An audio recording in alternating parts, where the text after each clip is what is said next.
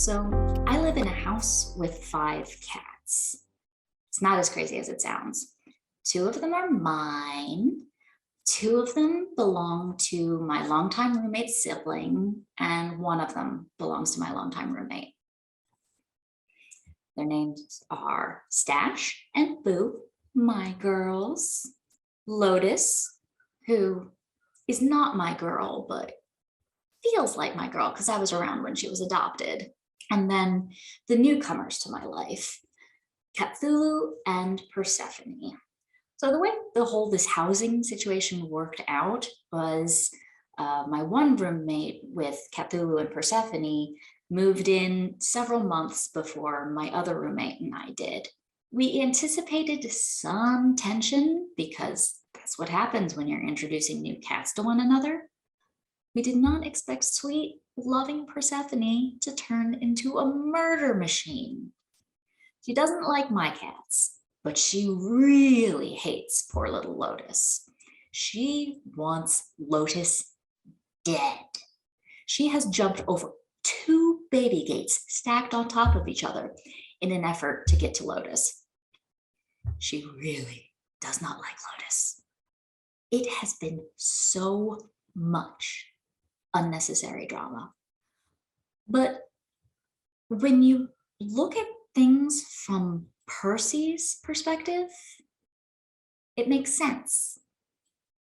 She's gone from being boss of the house to just one of 5. She's gone from being the oldest cat to a middle child, from getting nearly all of the human attention to just a fraction of it. She's no longer the biggest cat in the house. And that's scary.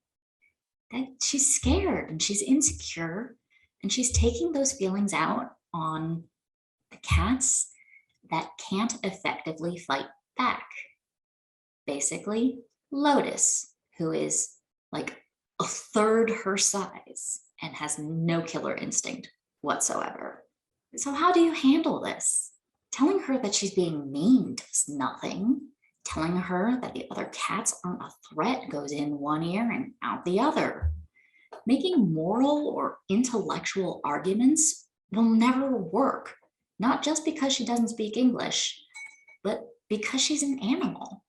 I think we often forget that humans are animals too.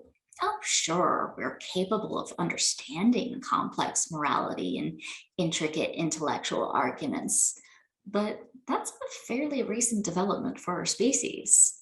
Why is it dangerous to drive while tired? Because the brain shuts off higher order thinking that you need to be a good driver to save energy for fundamental bodily functions. Why do we get angry when we're hungry? Because our body needs us to prioritize food above all else. In my de-escalation trainings, I tell people a conflict that can be resolved solely using logic and reason is a conversation. Every other conflict is, at its core, irrational. Not wrong, not unreasonable, not bad, irrational. Just like Percy's conflict with Lotus. Percy's feelings are understandable, even sympathetic, but they can't be changed using rational arguments. Cthulhu. It's been about 6 months since we all moved in together, and things are getting better. For the first few months, Lotus couldn't even come downstairs. She was stuck in my housemate's bedroom. But she started being able to come down. We can't leave her alone with Persephone, but they can more or less coexist peaceably in the same room. How did we do this? We focused on all of their animal needs. We made sure that they didn't have to compete for food, water. We gave everyone places to hide. We shower all of them with love and attention, and we keep an eye on them. I don't know if they'll ever be able to exist together without being babysat, but it's better than it was. I believe that in order to resolve conflicts, we need to recognize the humanity of everyone involved.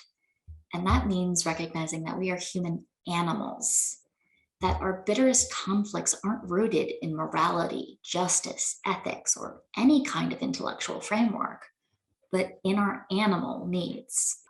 Only when our animal needs have been met can we truly turn our conflicts into genuine conversations.